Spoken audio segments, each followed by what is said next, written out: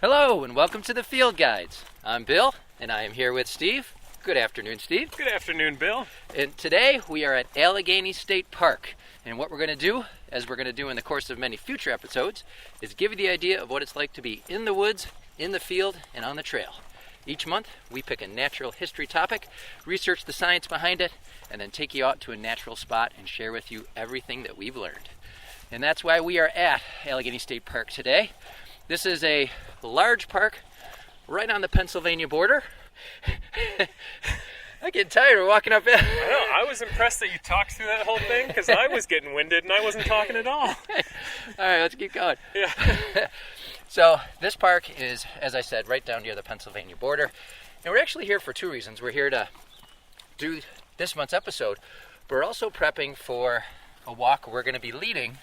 We mentioned this last episode at an event called the Allegheny Nature Pilgrimage in the first week in June. So, all right, we gotta stop. Let me catch my breath. So the trail we picked to hike today has quite a steep incline at the beginning. Yeah, a lot of trails tend to do that. They do. Here. Well, we are in the Allegheny Hills. Right, yeah. At the northern tip of the Appalachians, right? Mm-hmm. Yeah, so as I was saying, we are going to be here in a couple weeks actually leading our first hike as the Field Guides. Yeah. We're going to be doing a program called The Skeptical Naturalist. And as part of the Nature Pilgrimage, it's a whole weekend of natural history talks and hikes and programs. And if you're not familiar with it, if you just type in Allegheny Nature Pilgrimage, you'll find the website and find information out all about it. It's been going on for 60 years. It's always the first weekend after Memorial Day. So check it out.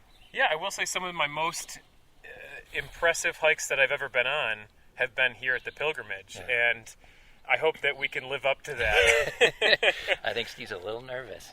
I'm not much of a group leader, So. Well, I think it's going to be interesting because I'm hoping that some of our listeners will actually be making the pilgrimage to the pilgrimage. Yeah, I hope so. That'd be pretty cool.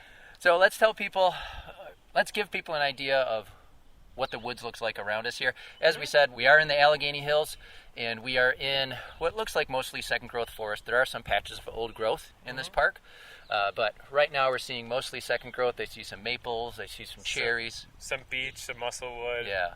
So this is a good spot to come and look for spring wildflowers, and that's actually the reason we are here today. So we are going to be looking for one that is, I'm wondering if Steve's going to argue with me about this, not a spring ephemeral. Oh, I don't think so. It's got a solid 4 months of bloom time, so all the way up until June about. Right, so I don't think you could count this as a spring ephemeral because it is not ephemeral. I will say, spring does end in late June. Yeah. So. And we are here, just to give you folks an idea, we are here in mid-May right now. So we are hearing the bird songs. Most of the migrants are back now. We're hearing the red-eyed vireo call in the background. Here I am. Where are you? Where are you? So you could hopefully you can hear that on mic.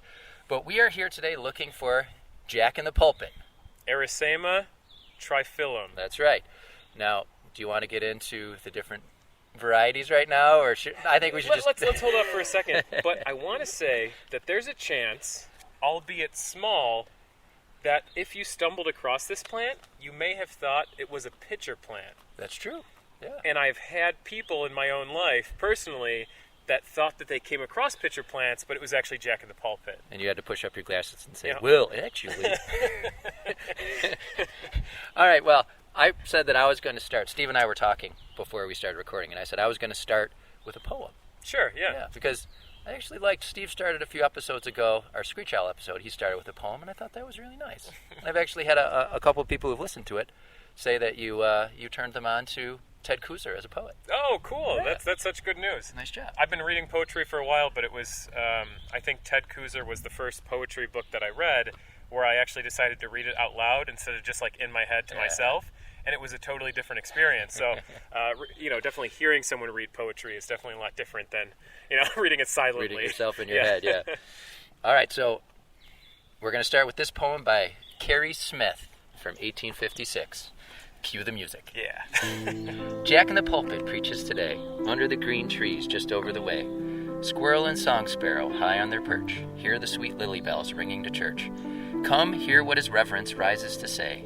in his painted pulpit this calm Sabbath day. Fair is the canopy over him seen, penciled by nature's hand, black, brown, and green. Green is his surplice, green are his bands, in his queer little pulpit a little priest stands. Offensive. Only in your sick mind. So That was good. Steve and I were talking on the drive down, and we actually said, no, we can't talk about this because we have to do it on mic. There's an interesting story we'll cover quick behind that poem, because for this episode, we like to use studies, but since we were looking at the general natural history of Jack-in-the-Pulpit, we also do use some field guides, some other natural history books. And two that I would recommend one is The Book of Forest and Thicket by John Eastman, which we've mentioned a lot. And also the Book of Swamp and Bog. He has 2 different entries there. That's right. And then there's another book called The Secret of Wildflowers by Jack Sanders, which is an excellent book. It gives a lot of the folklore, natural history of the plant.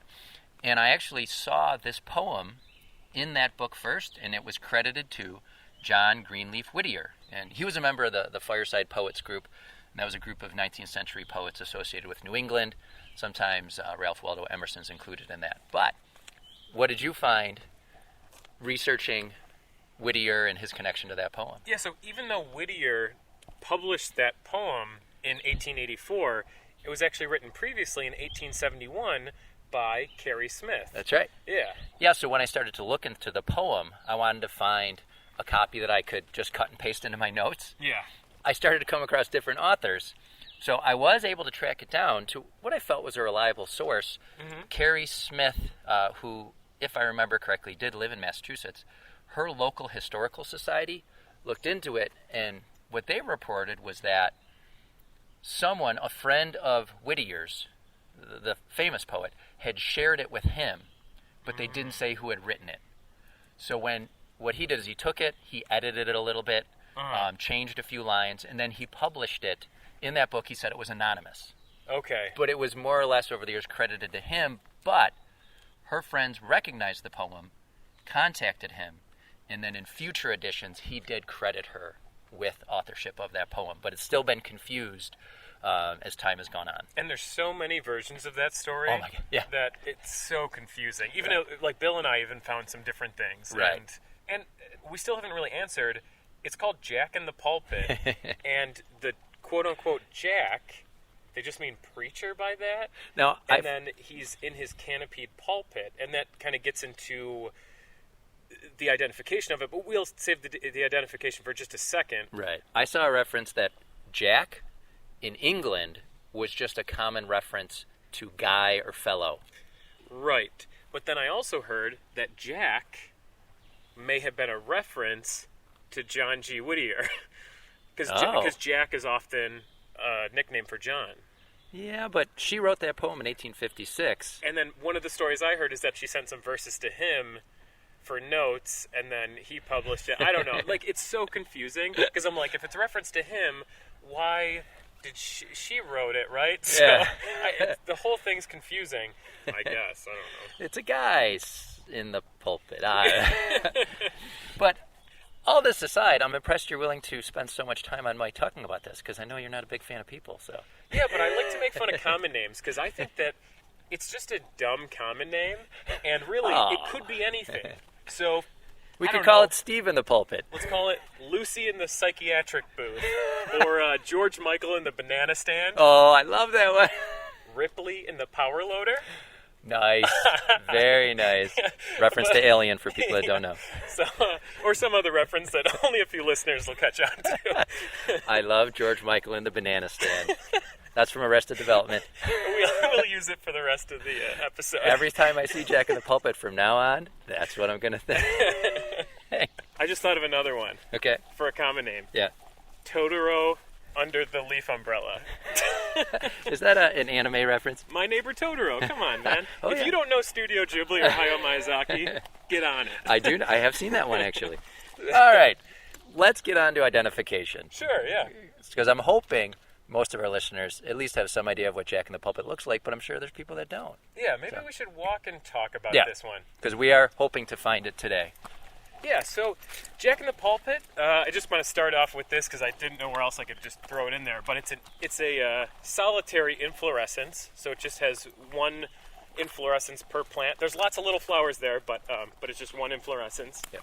And like skunk cabbage, George Michael and the Banana Stand has a spathe and spadix.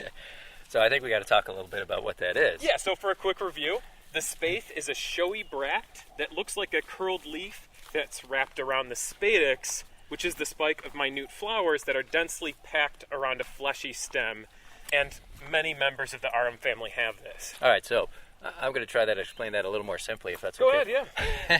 So it's a cup with a hood over the top, and then there's a knob on the inside, a tall, skinny knob, kind of poking out over the rim of the cup. The canopy's over its head, and down at the base of that knob, and that knob is the spadix, that's where you find the reproductive, what most people consider the flowers. Really, Now, the whole thing is the flowering part, though. I don't want to make this even more complicated, and I know the spadix is sort of club-shaped, knob-shaped, but in skunk cabbage, it was much more bulbous. Yes. Whereas this one, it looks like one of those thin yellow wiffle bats. Yes! Like, it's not really... It's not like bulbous or club-like. It's not Right. like a caveman's club. It does look something like a wiffle bat. I like that analogy. That's good. All right, so I just want to jump in to say, this cup and this hood, it's about 3 to 4 inches tall, usually, although there's a lot of variability, especially when they're young, and it's about 2 inches across. And it's called Jack-in-the-Pulpit because in early churches, the pulpit would often be topped with A little awning. yeah, and that was meant to help the preacher's voice project out into the audience. Oh, that makes sense. Yeah. So if you go into old churches, that's what you'll see. Now, I know the poem kind of did a decent job for us, but the spathe is usually striped green and purplish brown. And there's some Yeah. variability there. Mm-hmm. Yeah. And did we say that the spathe is the cup? You said it's a bract? Yeah, so the Yeah. spathe is the thing that wraps around the spadix. Yeah, the cup. Yeah, and how with skunk cabbage, it comes to kind of a point above the spadix. This one kind of flares out, and then around the back, it kind of flips over, kind of like a pitcher plant. It has that look to it, but the flower's inside, Right. not on a separate stalk. Right, and I think that's why people might confuse it with pitcher plant. Right. Because it does look somewhat pitcher-like. Yeah, for But sure. I would say the Jack-in-the-Pulpit, it has a very graceful hood. Right, and also with Jack-in-the-Pulpit and other Arums, the thing that you would confuse for the pitcher is around the flower, where in pitcher plants, those pitchers are modified leaves Right. that are on separate stalks. And So the flower's completely separate. yeah. Oh, one other mental image. From the side, it kind of looks like a question mark with that Okay. little awning. Yeah. Yes.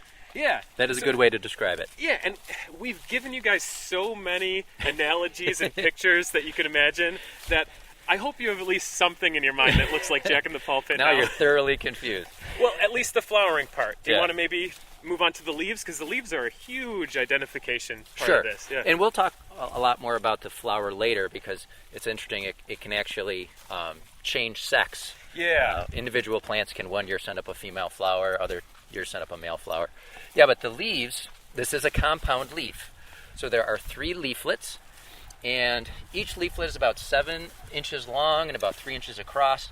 They're generally oval with a pointed tip, and the middle leaflet is generally larger than the 2 lateral leaflets. And the leaves, once the plant really gets well established, the leaves can tower over the flower and often hide it. Oh, yeah. I've been hiking before where I come across Jack-in-the-Pulpit leaves that are like up to 3 feet tall. Like, these things are monsters. Oh yeah, Yeah. they can get real large. Now, have you ever had people confuse the leaves of Jack-in-the-Pulpit with the leaves of trillium? Oh, yeah. Okay, do you want me to say why they're different? Yeah, go ahead. So in trillium, all 3 leaves are evenly spaced. Do you mean leaflets? Yeah. So all 3 leaflets are evenly spaced, whereas in Jack-in-the-Pulpit, they're kind of squished to one side. So, and it's usually facing away from the flower. Right, so let me say, because I was looking online and I found a nice video that explained it very clearly. Okay. And they said when you look at the leaflets, think of a clock face. And with Jack-in-the-Pulpit, you have the central leaf is pointing up at the 12, and then the two lateral leaflets are pointing at 3 and 9. Oh, okay. Whereas the trillium, they're evenly spaced around the clock face. So they're pointing to 12, 4, and 8. Yeah. And then, did you have anything else to add? No. Because the one other field mark that the woman in this video pointed out was there on Jack-in-the-Pulpit leaves, there is a vein that goes around the edge of the leaflets. It's got like an outline. Right. Yeah. And that is absent on trillium. Yeah. So it does have veins within the leaf, Correct. but they only go so far. They don't go all the way to the end of the leaf. Right. Yeah. So you can look for that additional vein along the margin of the Jack-in-the-Pulpit leaflets. Yeah. Yeah. So you can impress your friends at home. All right. So that's what the leaves and the flower look like. Oh yeah, and before we move on, did you see how long these guys can live? I saw 25 years. Yeah, 25 plus years. Yeah. And I was going to say, I didn't really confirm that besides finding that on a USDA site.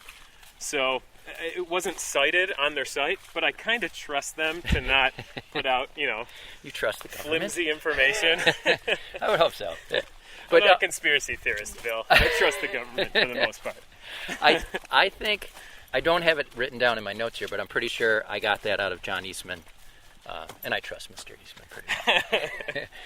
All right, so we talked about the flower, we talked about the leaves. Do we want to talk about what happens once it's pollinated?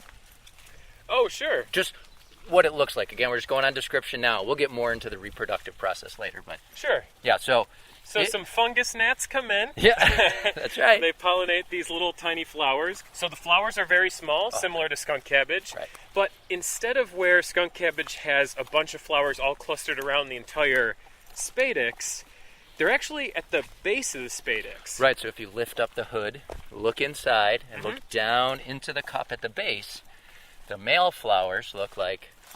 Oh, they're kind of wiry. I don't know. They look like threads. Yeah, threads. And yeah. those are the anthers carrying the pollen. It's still hard to tell them apart because you got to look really close. You do. Yeah. And then if it's a female flower, you're going to see what look like tiny little balls all clustered around the base of the spadix. Okay. Did you see that plants with male flowers tend to be smaller and plants with female flowers tend to be larger? I did. Now hang on. Trillium. Grandifolium. So Yeah. trillium is still in flower. Oh, and there we have... It's pinking a bit. Yep. So the white trillium, as it ages, will often develop some pinkish hue to its petals. But here, I mean, we can see on the leaves there, definitely evenly spaced. Yeah. And there's another trillium Yeah. over here. So It's radial for sure. as Yeah. we said, mid-May, trillium is still in flower here in the southern tier of New York State. We even had red trillium up top a little bit. Oh yeah, there's some. And we have foam flower. Yeah. So red trillium has like a reddish purple petals. Also known as stinking Benjamin. Right. Although I've never been able to smell a bad smell coming from it. Oh, I'm actually really glad we saw this because I wanted to mention some of the other official common names Oh, okay. of Jack-in-the-Pulpit because, okay. We're going off track here because we Sure. were talking about once the flowers are pollinated, what happens, but I don't want to forget about that. Right. So let's talk about common names. That's fine. Got it. So I've heard a few, and I'm just going to list them off really quick. Yeah, I want to share some too. Bog onion, Yep. marsh pepper, brown dragon, dragon root, cuckoo pint. Cuckoo pint? Yeah, that's what I got. Okay. Starchwort, Indian turnip, wild turnip, and wake robin. But isn't wake robin a common name for red trillium, Yes. right? I saw American wake robin, Okay. and it actually, the site that I was on, it referenced the fact that it got that common name because, The three leaves, maybe? no, wherever that local name came from, people felt it flowered when robins returned. Oh. And I think that's why wake red trillium is also robin. referred to as wake robin. Got it. Okay. Okay. And these are leeks, Okay. And we also got called leeks. ramps. So if you break them off a little bit, So you got to say your joke, Steve. Don't you wish you brought your skateboard? yeah. We were hiking last weekend, and I was like, man, I wish I would have brought my skateboard. And Bill just looks at me like I'm an idiot, like, why would you bring your skateboard? I'm like, because all these ramps all over the place. I love that. It was so You bad. caught me off guard. Usually you know when a joke's coming. That one, totally Did off not guard, even yeah. see it. So leeks are also known as ramps, if you might be familiar with that, folks. The leaves are disappearing. Mm-hmm. Yeah, and pretty soon the flowers will come out, so they get a tall stalk, about 8 to 12 inches high with a globe of white flowers. Toothwort, we have common toothwort down here, a nice 3-parted leaf, but Not in flower. those flowers are already gone as well. Yeah. Yeah. So a lot of the spring ephemerals. Squirrel corn. It's either squirrel corn or Dutchman's breeches. Where? Oh, there's one leaf amidst all these, and finely bisected leaf, and we can't tell if it's squirrel corn or Dutchman's breeches without the flowers. And if you meet anyone that says they can, be skeptical. Definitely. All right, so we'll definitely talk about some of the other stuff we're seeing, like, unfortunately, this garlic mustard here that's in flower. Yeah. Actually, there's a good amount of it. It's one of our invasives, yeah. All right, so you were just talking about the differences between male and female plants. Yeah, I was saying something like the males tend to be smaller plants and the females tend to be larger plants. Right. Yeah. So I did actually find a reference in a study from 1982. This was in ecology, and they studied 11 different populations, and they said that the female plant dry mass, their average size was 3.5 times greater than that of a male. Wow, okay. Yeah. So, definitely significant. That is. Yeah. And it makes sense that they're larger because it takes a lot more energy to go through the fruiting process. And if you have larger leaves, you're doing a little bit more photosynthesis. Yeah. So the fruit of Jack-in-the-Pulpit, it is bright red, and I've had people come across it with me in the woods before, and even if they're familiar with Jack-in-the-Pulpit, if they're not familiar with the fruit, they're not going to make the connection because it stands out so much compared to the leaves and the flowering parts of the plants. So later in the summer into the fall, it develops this cluster of bright red berries. They just really pop on the forest floor. Oh, so I want to jump in here and say that I looked up some of the etymology for Arisaema. Yeah. And I found some conflicting stuff, Yeah. but the Me first too. half of the word Arisaema, that's just ancient Greek for Arum. And the second half of the word is where I get some discrepancies. And the first one I heard was hema, hema, Blood, right? blood, and that's referring to the blood red berries. And then the other one I found was eris, and then the second word would be sema, which is Greek, meaning sign, tomb, or grave. Oh. And I don't know the reference there. I tried to find something, but Maybe it's referring to the fact that if you eat too much of this plant, you will die. yeah, it's the grave arum. And, I kind of like that, though, because I know you just made that reference, but a second thing is that kind of like pitcher plants, and I know Eastman mentioned this, that's the only reason I'm going to say it, is that apparently they do tend to build up some insect debris, some dead bodies. Right. Yeah, in the base of the plant. Right. So it hasn't evolved to trap insects, but just the way the structure is, insects can get trapped inside. Yeah, so it's just a mistake, and it doesn't seem like it's getting nutrients from what it's Right. trapping, Yeah. but it just happens to be trapping stuff. Now, I do want to jump into, because I came across the fact that Sema referred to the red blotched leaves in some of the European species that are related to our species. Yeah, and I actually forgot to say that, because that's what I had I actually had two interpretations of hema, the blood, and that is either the berries that are red or the red spots on the leaves. And then obviously the specific epithet Triphyllum. has to, we're figuring, refers to the Three three leaves. leaflets. Yeah. Yeah. That would make the most sense. Uh-huh. All right, so this species is generally found in damp woods, swamps, bogs, floodplains, and you're going to find it, I saw, in every state east of the Rockies. Yes. It's, I want to say, the entire eastern half of the U.S., as well as a little bit into southeastern Canada. Right. Yeah. And being a member of the Arum family, we did cover this in our skunk cabbage episode. Did you know that Arum comes from the Arabic word for fire? Oh, no, okay. Yeah, and that, we believe, is referring to the fact that many members of the Arum family contain calcium oxalate crystals. Including Lucy at the psychiatric stand. That's right. AKA Jack-in-the-Pulpit. Jack-in-the-Pulpit. So, again, if you want to find out more, we go into this more in depth in the skunk cabbage episode, but these are microscopic crystals, sharp crystals. Pointed at both ends. Yep, and when you eat the members of the family that contain it, it burns, it leaves microscopic tears. Some people are extremely allergic to it, and it can actually cause swelling of the throat and the mouth, and actually cause suffocation. Now, that's very rare. Usually people are just left with that acrid burning. But I've seen even collecting berries, because people do use this plant for ornamental plantings, many people recommend using gloves when you handle the berries. Yeah, I read that too. And actually, I'm going to jump back into people stuff again, but I read that the Meskwaki Native American tribe weaponized Jack-in-the-Pulpit. What? Yeah, they added it to their meat and offered it to the Sioux. Oh my God! And apparently the Sioux died in agony, according to the source that I read. And every time I share one of these like anthropocentric things, I don't double check this stuff, guys, because I don't really care. But I thought it was kind of fun. It's biological weapons. Yeah. Wow. Some of the earliest biological warfare. Now, I did find one reference, and I wrote it down, and I added question marks and exclamation points to the end because it sounded so weird. Uh-huh. You called this like starch root or something? Didn't Yeah. you?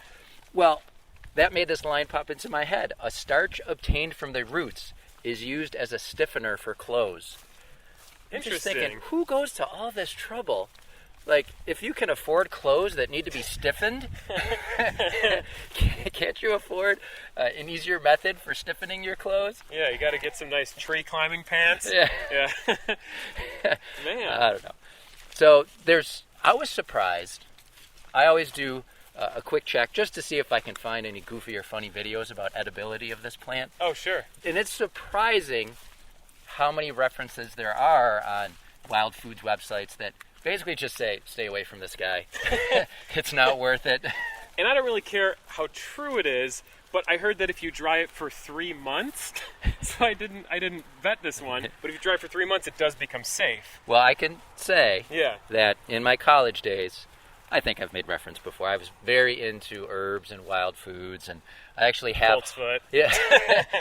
I have harvested the corm, that underground structure that Jack-in-the-Pulpit grows from. I did harvest it. The source that I was using said to dry it for 6 months, which I did. Mm-hmm. And you can find references on those wild food websites that Native Americans did dry it in that fashion. They would roast it and grind it up, and it would be a cocoa-like flour. Yeah. They could make bread out of it. But if they didn't roast it, they would slice it up, and it would almost be like potato chips. Oh, okay, yeah. Now, I dried mine for 6 months. I sliced it up, and it really didn't taste like much of anything other than what you would expect a dried up root that had been sitting for 6 months would taste like. Did you dip it in bison dip at least? I did not. But I will say that when I did eat it, there was no reaction. So Okay. the calcium oxalate crystals had dried up at that point. Or that's your superpower, that they just don't affect you. Oh, maybe. You never thought about that. Well, if we find a fresh one, should I try eating it? I think so. Right on the podcast. I kind of regretted that I didn't try to eat any skunk cabbage. I kind of thought at the end, I should have tried Well, to eat you can some. make up for it here. All right, well, hang on. We found something here. Alongside the trail, there is a little tiny plant. It's about 3 or 4 inches high. We have 3 sets of leaves with 3 leaflets each. And then there's a little cluster of white flowers coming from the top. Do you know this one, Steve? I was going to say, every now and then there is a fourth or a fourth and fifth leaflet in there. A smaller one, yeah. So is this one not, is it not Panax quinquefolia? Or what would it be? So this is Panax. This is dwarf ginseng. Is there even a quinquefolia? I do have my field guide with me. Yeah, let's take a look. All right. Very good, Steve. You are very close. It's Ah, Panax quinquefolius. quinquefolius. Yes. Okay, I guess I didn't agree with the male, female. Yeah. I even read a book on how you're supposed to name plants. I should have known that I was making a mistake. We forgive you. It's all right. But you know what? Not every plant follows that rule. It is true. Yeah. And I then know some botanists get their undies in a bundle or whatever you say about that. they're always getting it. So the more well-known species of ginseng is Panax trifolius. Okay. Yeah. Which I have never come across in the wild. Have you? I thought I've seen just regular, like that's the ginseng. Yeah. That people unfortunately dig up and Right. destroy local populations because they can sell it. Man, now it's going to seem like I'm so smart for pointing out that there's 5 leaflets. I promise, guys, that was a guess. All right. All right, let's move on. Back to Jack-in-the-Pulpit. Oh, you're going to get lots of guesses on our walk, so join us at the Allegheny Nature Pilgrimage. That's right. Now we're going to, now if it's okay with you, Steve, I'd like to get into the different kinds of Jack-in-the-Pulpit. Oh, yeah, okay, so we're getting a little bit into taxonomy here. Yeah. But before we get into the species, and I know we talked about the Arisaea in the skunk cabbage episode, so I don't really want to get into it again so soon. But I think I always like mentioning the Arum family has 121 genera and 3,770 species worldwide. Wow. And the genus Arisaema has 197 species worldwide, making it the 4th largest genus in the Arisaea. So, I mean, out of 121 genera, I mean, it's up there. Yeah. Yeah. And just specifically in New York, Bill and I have 2 Arisaema species. We have Arisaema dracontium, green dragon, which I saw everywhere we went when I was doing botany work in Illinois. It was just everywhere. And I think it's actually much more prevalent there than Jack-in-the-Pulpit was. Have you ever seen it, green dragon, here in Western New York, though? So I know it's in New York, but I didn't look as to where in New York it is. Okay. Yeah. So it may be here. Yeah, I've never come across it. Yeah. Or But I'd really like to find it. And maybe do a bonus episode on it or something, because it's a really cool-looking plant, and there's a lot of cool things to say about it. Cool in scare quotes. Yeah, always. All right, so you mentioned the 2 species of Arisaema we have here in New York. Now let's go down another level. Go down a rabbit hole. Yeah. Yeah, because when I was, learning local plants, I always thought that there was just one species of Jack-in-the-Pulpit. Yeah. And then someone at some point pointed out, take a minute and really look in your field guide, because Jack-in-the-Pulpit is so easy to identify. Mm-hmm. Like, I don't think, whenever I came across it, that everybody needed to refer to the field guide. Right, so if you saw any variation, you'd just be like, it's variation. Right. It's not a different species. So depending on who you're talking to, some people say there are different species, but for the research for this episode, it seems that botanists fall more on the side that there are actually subspecies. Right, so both Catalog of Life, who I put a lot of trust in, because I think they're fueled by the Kew Gardens and they seem to know what they're doing, as well as Flora of New York, all claim one species. And there are at least 4 subspecies. In Catalog of Life, I'm getting 3 subspecies, but then in Flora of New York, they give another subspecies, Right. which is just the common Jack-in-the-Pulpit, which Catalog of Life doesn't recognize, I guess. Okay. Yeah. So if you want to know, we're going to talk a little bit about the subspecies, Sure. but if the audience wants to know what some people refer to as the different species, I would say look inside the Newcomb's Field Guide. That hasn't been updated in a long time. Mm-hmm. They list 3 different species of Arisaema of Jack-in-the-Pulpit. But in the paragraph above the species breakdown... Nope, hang on. We got a spring peeper hopping around. Hey!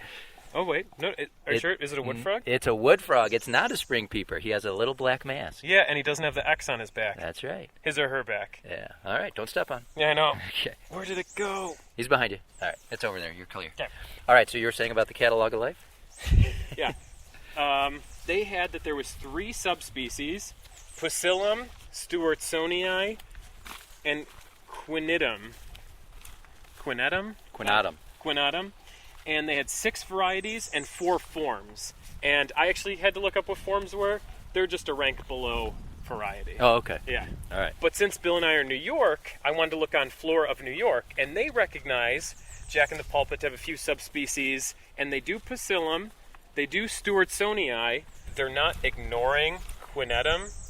It's just that that's a subspecies that's only found in the southeastern U.S., so it's just not going to be in New York anyway. Right. But then they do Arisaema triphyllum subspecies triphyllum. Right. And that's the one that they call common Jack-in-the-Pulpit that Catalog of Life doesn't recognize. And that's funny because the references I saw to Arisaema triphyllum subspecies triphyllum, I saw it referenced as our most common subspecies, and it's believed to be a hybrid of Pusillum and Stewartsonii. So I do want to talk a little bit about it. I found a couple references about chromosomes within these species. Did you come across that? No. All Yeah, right. let's get into it. And actually I found it on our friend Matt's website, In Defense of Plants. Oh, okay. He did an article on the Arisaema complex and then had some references to other sources that I looked into. So the Pusillum and Stewartsonii subspecies, those are diploid. So they have 28 chromosomes, but the subspecies triphyllum is tetraploid. Oh, okay. So it has 56 chromosomes. 4 sets of each. Yeah, so I know you know this, but for the audience members that may not, the usual series of events that results in speciations of this type is that 2 species will cross-pollinate, and they usually produce sterile hybrids, right? Mm-hmm. But when there's an unlikely genetic accident, one or a few of these hybrids will develop twice the usual number of chromosomes and turn out to be fertile, right? Yeah. Because each set of parental chromosomes has a compatible set. These fertile plants become new species and go on to evolve on their own. Now, some do argue that each of these subspecies should be treated as distinct species, right? Because they can't reproduce. Right.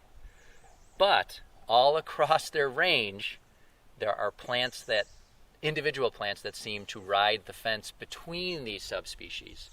And I don't know if you came across any keys trying to tell the differences between the 4 subspecies. Just in field guides, I didn't actually look in Gleason and Cronquist for this one. I looked in some studies that had little keys. Oh, okay, yeah. And I can't tell you how many times they used words like usually, often. Like, the leaves Right. will often be shaped like this. Right. I think that's taxonomists using careful language, because in a lot of papers you have like a confidence interval. So like you can't just say everyone. Yeah. Right. So what needs to happen, and I'm surprised it really hasn't happened on a big level so far, is DNA analysis needs to be done. Yeah. Right. Yeah. And for most people, when you see Jack-in-the-Pulpit, just calling it Jack-in-the-Pulpit, Arisaema triphyllum, that's good. Yeah. I don't know. I don't think you need to split up too much. You know, it's good to know stuff Are you about a lumper? plants. No. I'm just saying it depends on what you're into. You know, that's what I mean. Yeah. Right. Like I think it's fascinating to look at the genetics and see where these populations are occurring. Oh, and, sure. And how they're interacting with each other, but not necessary.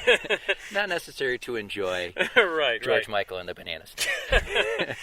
Ripley and the Power Loader. That's right. All right. So let's talk a little bit about reproduction.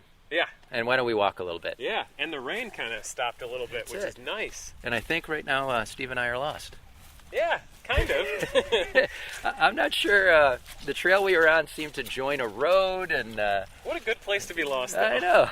Worse things have happened to better people. I have a vague idea of where we are. So. Yeah. All right, so in my notes here, I don't know about you, but I came up with a good abbreviation for this plant. Okay. I think from now on we should just call it J-Pul. In my notes, because I hated writing out Yes. Jack-in-the-Pulpit, I wrote J in the P. That's what I did. Yeah, and then eventually I just started writing JP. I like that too. Hey, look, JP. All right, so we mentioned before it rises from a perennial corm, and that's a food storage organ. The roots attached to it, and it may produce additional corms, Yeah. right? And this corm, it can be labeled bisexual because a male or a female may arise from it in any given year, depending on the amount of food that it has accumulated. Mm-hmm. So if food is ample, if the corm's doing really well, it's going to send up 2 leaves, and remember each of those leaves will have 3 leaflets, and then it will also send up a female flower. If less food is stored, it's going to send up a male flower with just a single leaf, and then if the corm is starved, if it's really struggling, it's just going to send up a leaf. Yeah. Yeah. So when it does send up a flower, I think you came across this too, that this species has an abnormally long flowering period. Yeah, especially for Arums in a temperate region, at least. And I think you mentioned at the beginning of the podcast, the flowering period is, I came across 20 days. That number kept coming up a lot in different studies. Yeah, and I just saw, in general, its flowering time is March, April, May, and June, so... Yeah, but that's the flowering season. Right. Each individual flower can last for 20 days. Yeah. Yeah, and I actually found a study that said that flowering time, it could have evolved secondarily as an adaptation to increase pollination efficiency, because in temperate regions the weather is highly variable. Yeah. So they don't want to miss the window if there's a storm or there's a cold snap or something like that. Yeah, and I don't know if you got into this, but one of the studies that I read looked at temperature regulation to see if they're heating up, if they're doing thermoregulation. Thermogenesis, right? Thermogenesis, turns out they're not really. Right. Yeah, they don't really have the energy stores to do it like skunk cabbage can.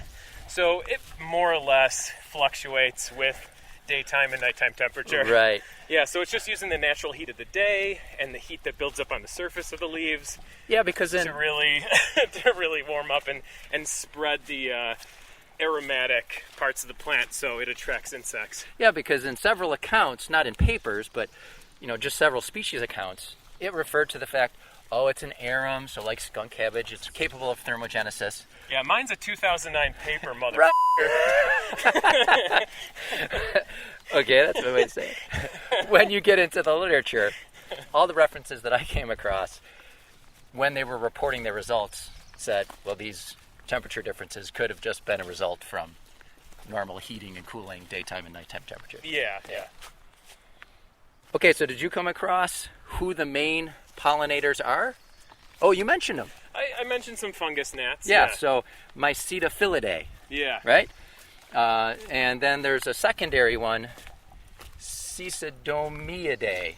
And these are two dipteran families, so Okay. two families of flies. Yeah. And they seem to be the most frequent visitors. Mm-hmm. Now, I came across many references to the fact that on the base of the spathe, there is like a powder or at least a film that is supposed to mimic fungus. Did you come across this? No, I didn't come across this. So I came across the fact that the insects will go down, they're drawn by the odor, Okay.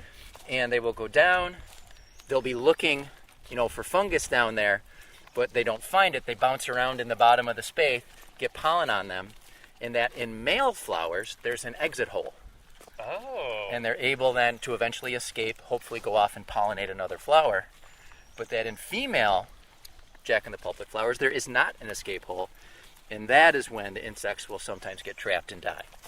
Clever girl. Nice. A lot of references this episode. And I did find several studies that kind of came right out and said that A. triphyllum relies on insects for cross-pollination, that it really doesn't happen without insects, so it's not going to self-fertilize. Usually the spadix only has male or female flowers. Right. Yeah. Usually. But Whereas in skunk cabbage, they're perfect flowers. Right. So they can self-fertilize. So it would be virtually impossible for a Jack-in-the-Pulpit to pollinate itself. Virtually. Yeah, but we'll talk about bisexual flowers in a minute. Yeah. But I did want to talk about the insects for just a little bit longer. Sure. I came across that in many studies, there's a very low visitation rate, that not many insects come, even the fungus gnats that we were talking about, just like one or less a day during the flowering period, which would make sense that it evolved such a long flowering period. Mm-hmm. Now, did you come across how springtails are involved with this plant? Columbella. No. I had read about some thrips that feed on the flowers, but not I came across that too. not the springtails. All right, so there was a cool study that I came across. This is from 2013. And the study was actually trying to look at what part of the spadix was involved in attracting insects. Mm-hmm. So they did 3 different treatments, and what they refer to as the finger-like spadix. So you down near the base of the spadix, you have Let's call it what it is, a wiffle bat. Wiffle bat. Yeah. Down near the base, you have the reproductive parts, but then the upper part, like the upper 2/3, they really just refer to it as the sterile part. And they were wondering which parts have to do with attracting insects. So what they did is they did an ablation. Do you know what that is? No. They just cut it off. So they cut off Obliviate. that top third of the spadix in some of their samples. They removed the spadix tip in some of their samples. Mm-hmm. And then what they did was what was called a sham ablation. So if I read this correctly, Okay. they took their cutting device and ran it up the length of the spadix, pretending to cut it. And now, I don't know if I read that correctly, but they called it a homeopathically cut them. That's right. A sham ablation. And then they set up sticky... Oh, it's a sham. Yeah. It all makes sense now. They set up small sticky traps inside the spathe to see who came. The truest scientist in the world. So they said... pretend to cut. That's right. They said despite the treatment applied, the number of diptera was not affected. Okay. So the same number of the fungus gnats and that other family came. In contrast, ablation reduced the number of collembola to just 29% of the other two treatments. Oh. Okay? Got it. So they went on to say that pollination in this species has previously been mainly attributed to fungus gnats and thrips, which you just mentioned. Mm-hmm. But their results suggest that collembola, and these are the springtails which do not fly, may play a role in pollination, and it has something to do with that upper part of the spadix. Interesting. Yeah, but the flies don't seem influenced by it. Now, springtails, just looking into them a little more, did you know they're not officially insects? I forgot what they are. Yeah, so springtails belong to that subphylum Hexapoda, and that refers to their 6 legs. Now, this group has the largest number of species of arthropods, including insects, and it has 3 much smaller groups of wingless arthropods, which includes collembola, the springtails. Yeah. And those 3 orders are sometimes grouped together in a class called Entognatha, because they have internal mouth parts, unlike the other members that have external mouth parts. Man, I've never heard of that group before. No, me either. Nantha? Entognatha. And it does say sometimes they're grouped together. Sure. So, but I saw many references, even here in the Northeast, saying that springtails are super common. I've only come across them a few times, usually late in the winter. Right. Yeah. In the insect surveys I was doing last year, we got so many of them, and they were really fun because they look kind of funny. Where were you doing them, in Illinois? Yeah. Oh, okay. Now, folks, that's the only study that I saw that mentioned springtails as a pollinator of Jack-in-the-Pulpit.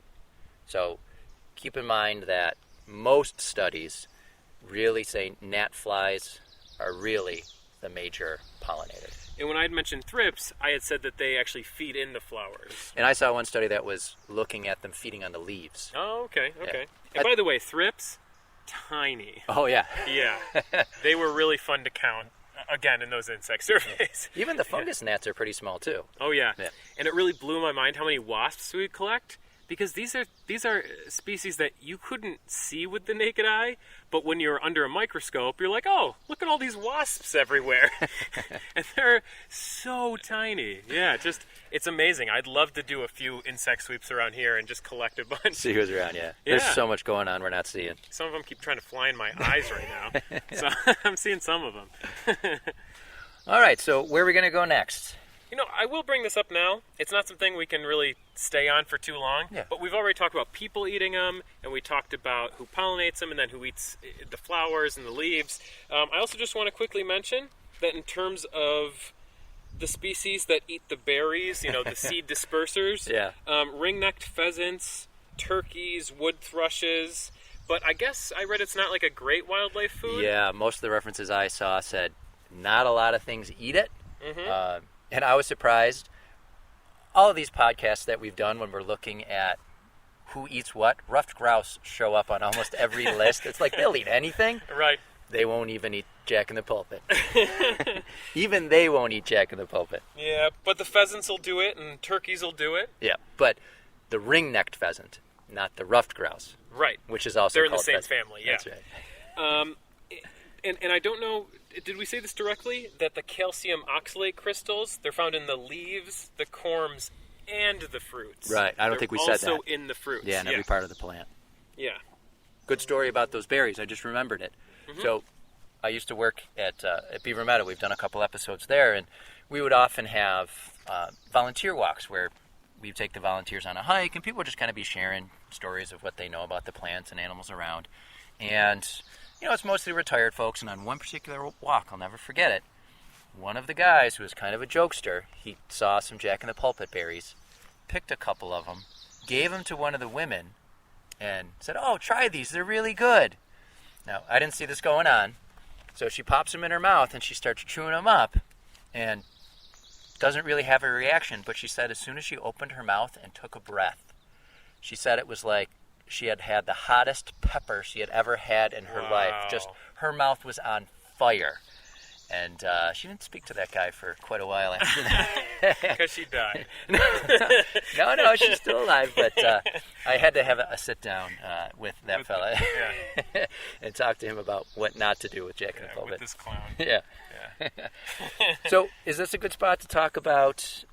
Let's talk about differences in male and female flowers. Now, do you mean you want to get into the gender differency, the sex change that some of these plants will do, some of these individuals will do? Not yet. Okay. Because I came across a study looking at sex and gender dynamics, and it was trying to look at what determines how well the plants are doing. So what goes into that probably. Okay. So they looked at different sites and they looked at environmental factors. One thing they did find is that females prefer sunnier sites with higher pH. Basic, alkaline. Yeah. Right. So more alkaline soils. Sure. Thanks for jumping in there.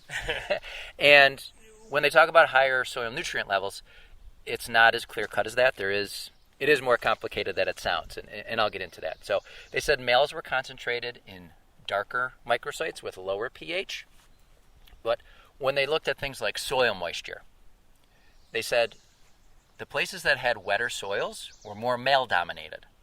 Okay? And they said if nutrient availability were a major determinant, one might expect superior growth in more female-based ratios at sites with higher nutrient availability. Always, right? Okay. Okay. But what they found is that there was one site, if it had high soil moisture levels, it was male-dominated. And they hypothesized that the moisture levels may have been so high that it inhibited respiration and nutrient ion uptake into the roots. Okay, yeah. So it's complicated. It's not so simple as we might like it to be. But it did seem that light intensity did play a big role. And then there were also certain soil nutrients that seemed to favor female-dominated populations more than male. So the higher the moisture levels, the more this plant was struggling to fruit. Got it. Because remember, we talked about how it's just going to send up a male flower if it's doing okay. Yeah, and if it's doing real good, yeah, it'll do the female stuff. You mean real well. No, I'm sorry. Plants do good work. They don't do well work. Okay. Actually, a little bit. Yeah. Drop some moisture. All right, moving on. All right, so let's talk about the bisexuality of the plants. Sure. And why don't we do this on the move? We've kind of stopped again. Yeah, that's true. Yeah. All right, let's move. All right, so I think it might be a good idea if we describe some botanical terms, even if we do kind of like a simplistic explanation of what they mean. Yeah, no, I think it's a good idea because we're going to be tossing around some terms. Yeah. So a perfect flower is a flower that's bisexual. It has male and female organs on the exact same flower. And when a flower only has male or female organs, it's considered imperfect. We're going to go one level deeper. So when a species, so we were talking about flowers before, now we're jumping to the species level. When a species has only imperfect male or only imperfect female flowers on an individual plant, it's called dioecious. So you need two plants to reproduce. Yes. One's producing the pollen, one's going to receive the pollen and then produce the fruit. Yeah. And if a species has imperfect male and imperfect female flowers on the same plant, it's called monoecious. All right, so for dioecious, think of, shout out to Staghorn Sumac episode. Okay, yeah. Certain Staghorn Sumac stands are female, they're the ones that produce the fruit.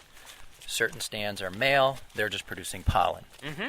But then you have other plants, what you're calling monoecious, and on one plant, they'll have some flowers that are male, some flowers that are female. Yeah. Okay. All right, so now that we have a foothold on plant sexes, we're going to make things even more complicated. So members of the Arisaema genus exhibit gender differency, or sex change, where individual plants produce either male and female, so monoecious, or just female inflorescences, depending on their size and nutrient availability. Now, just to keep everybody's head straight, before we talked about how the plant will send up a male flower or a female flower, depending on how well it's doing, how much energy it has stored. Yeah. So just to be clear, normally it will send up a male dioecious flower. Mm-hmm. That pollen's going to have to be carried to a separate female flower. Or it sends up a female dioecious flower that's going to be expecting to receive the pollen. But you're saying there's a third case where... Sometimes they have male imperfect flowers and female imperfect flowers in the same inflorescence. So they're not perfect flowers, they're still imperfect flowers, but they're in the same grouping at the base of the spadix. So you lift up that hood, you look down, you're going to see some flowers that are male, some flowers that are female. Yeah. Yes. So they don't have their male and female parts together in a single flower. Yeah, and we don't want to get ahead of ourselves too much because we're talking about the entire genus right now. We're not talking about Jack-in-the-Pulpit specifically. Okay. Yeah. So in this genus, in Arisaema, there are 3 basic sex change patterns. And not every species will have all 3 of these sex change patterns. You know, some species will have one, some species will have another, some species will have a mix of some of them. So a type 1 sex change pattern would be when a species changes between having a male inflorescence and having a male and female together in their inflorescence, or being monoecious. All right, so let me just stop you. Are you talking about just Jack-in-the-Pulpit, or all Arums, or some Arums? Or... No, so I'm trying to establish that the Arisaema genus has this property that it does these sex changes. And we'll get specific into Jack-in-the-Pulpit in the results of the study that I read. Okay, all right. So we're talking about plants within the genus Arisaema, not all Arums, but these close relatives of Jack-in-the-Pulpit. Yeah, so a lot of people have green dragon in their area, a lot of people have Jack-in-the-Pulpit, so, you know, and these are actually the 2 biggest species in the study that I was reading. Okay, and so let's back up a little bit. So you said the first sex type is... Type 1. Okay. Where it goes from male to male and female in the inflorescence. Okay. And type 2 is when a species changes from all male to monoecious, so male and female. Both sexes. Yep, to all female. And these changes occur between flowering seasons, right? Yeah. Like the first one, it's 1 year. The second one's the next year. So these individuals are being looked at among various years. Okay. Yeah. So it's the same individual, and it's doing different things in different years. Right. So a male Arisaema species is male 1 year, and that exact same plant might be female the next, or it might be monoecious the next. The corm is going to send up a different sex. Yeah. Okay. And then type 3 is where a species changes from an all-male inflorescence 1 year to an all-female inflorescence the next year. So the study that I was looking at took place in southern Indiana, so these populations may be different than populations in other states, or even within that state. Maybe populations in northern Indiana might be a little bit different. But they observed 30,000 plants from 12 Arisaema species, and they looked at these plants over 3 years. Wow. But the majority were green dragon and Jack-in-the-Pulpit. So all populations studied either conformed to the type 1 or type 3 pattern of sex change, meaning that they either switched between male and monoecious or male and female. And specifically, green dragon was a type 1 species. So it was going between male, and then next year it would be male and female.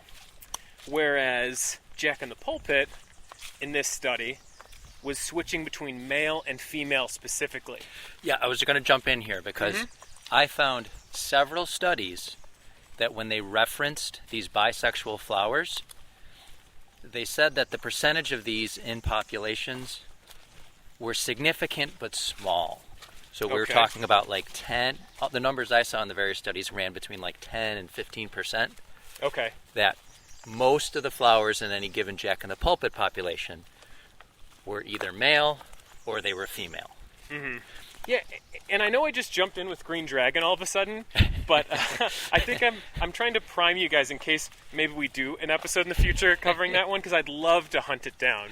It's a really cool plant, and if you haven't seen it, It's super cool looking. So you're trying to confuse them now. Yeah. And maybe we'll clear it up later sometime. Yeah. But green dragon, it's got a cool name, and it's a super cool looking plant. It is a cool name. So if you're not familiar with it, maybe go Google a picture or something. But yeah, so I just talked about the whole genus, and then I compared green dragon and Jack-in-the-Pulpit. So you had something about the flowers? Yeah, so we've been talking about how within Arisaema you can have male flowers, female flowers, you can have flowers with both parts. Yeah, and I want to say that in my study, I know I was saying that Jack-in-the-Pulpit tended to be either all male or all female, but of course these were just, there are many individuals, but these were just a population within one part of one state. Right. So you're going to get other populations that will be more monoecious potentially. Well, like I said just a minute or two ago, I looked at different studies that 3 or 4 at least that said the occurrence of an inflorescence with male and female parts was low but significant still. Yeah. But I did look at one specific study that I want to talk about now, and this was from 2010 in plant biology, and what they found, at least in this study looking at populations in Quebec, was that male bisexual plants produce only pollen, and female bisexual plants produce only fruit.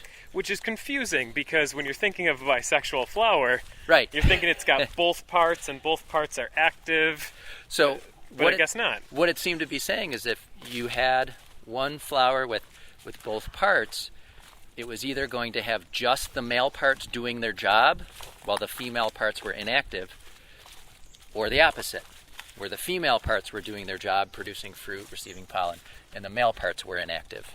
So the study went on to say that this plant, they felt, is truly a dioecious plant. That really, for practical purposes, flowers are either male or they're female. That's their functional role. Because even when they're both male and female, they're still only functionally one or the other. Right, and they went on to give the example that they looked at these female bisexual plants where they had male and female parts, but the female parts were the ones that were active. And they were equivalent to female plants in terms of how much insects visited them, how much they're fruiting, how much fruit they produce, the berries and seeds, everything was the same. You really couldn't tell the difference between... Wow, so a female flower versus a functionally female flower are the same. Yeah. Wow. So, indistinguishable, I should say. Yeah. I'm hoping that you guys out there were able to follow all that. I know that was pretty technical. I was barely hanging on. But if any of you out there were listening and we got something wrong within that, please let us know. Right. Please, because we want to know when we're wrong or if we're misunderstanding something. But just to summarize, I guess what I was saying is that many members of the Arisaema genus do something called sex change throughout the years. Yeah. And specifically, Jack-in-the-Pulpit switches, at least in the study that I read, from all male to all female. Right. And what you were saying was that even when the flowers have both male and female parts, they're still functionally just one or the other. Right. So I think that's a pretty decent summary. Yeah, I think so. A 5-second summary of something that it took us 20 minutes to say. Sounds about right, though, yeah. Now, do you know, do we go this way or that way? I'm not sure. I think we go this way. Yeah, I think so, too. Whoops. This episode may never be published. All right, Bill, so do you have anything else? Well, there's one more thing. I'd like to find some Jack-in-the-Pulpit, damn it. Yeah, I guess we didn't do that. We've been walking along this trail, and while we've seen lots of stuff growing, we have not found Jack-in-the-Pulpit. So we are going to head off trail a little bit and hunt for some Jack-in-the-Pulpit and see if we can find it. But we're in tick territory, Bill. It's all right, Steve. You'll be okay. I'll give you a thorough search later. Don't promise that. All right. All right, guys. Now, I know it doesn't sound like it, but Bill and I are covered in ticks. We actually just backed up 10 feet from the plant so we could walk up to it on mic. But we came across one, and I'm surprised how hard it was just to come across this one plant, because normally the place is lousy with Jack-in-the-Pulpit. Well, as you pointed out, this is a relatively open woods that we're in. Yeah. We're walking along a woods road here. we're walking along a nice break in the trees. Yeah.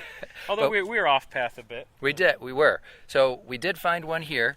Now let's describe what we're looking at. Mm-hmm. I think we're actually looking at more than one plant. Yes. They're probably developing off the same corm. So we have it looks like a female flower because we have the spathe, that floral leaf, and then we have 2 leaves coming off of it. I'd say the whole plant is about 12 inches off the ground? Yeah, I was going to say about a foot. Yep. But then next to it, we do have one leaf, and then a few inches away, another leaf. Mm-hmm. So these might have been corms that developed from the initial corm. Yeah. And there's another leaf there. Okay. So I'm going to open up the canopy here, and I'm looking in. It's striped green and purple on the inside. It's kind of really nice looking. So the underside of that flap, underside of that canopy, that awning, it's a very dark purple, and the green is just like lighting up, like these little streaks of green.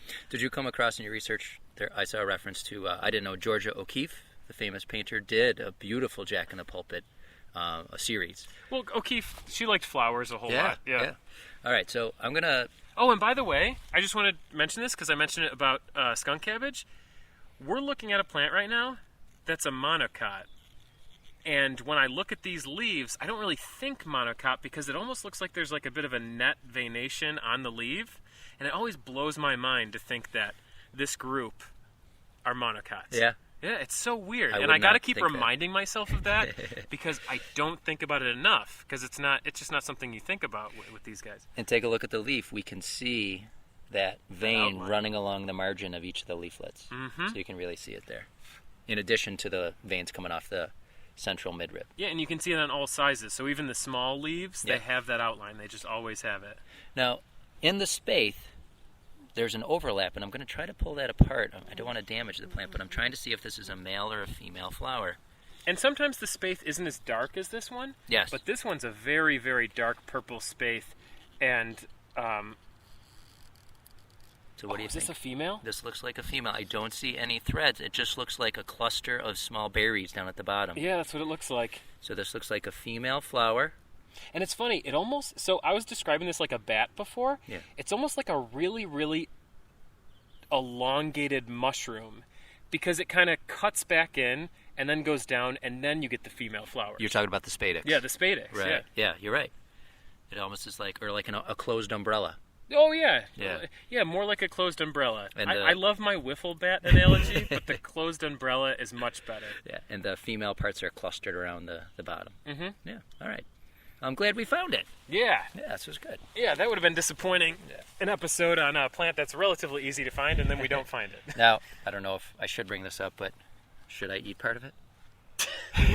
I don't think so, unless you really want to. I don't know. I mean, for science. I think you mean for entertainment. Yeah, that's true. That's true. I'm going to take a very small piece. Okay, he's eating the tip of a leaf. This is where we're going to see if you have that superpower. Now, someone did say in one website I came across that it takes about 10 minutes. Oh, this will be great then.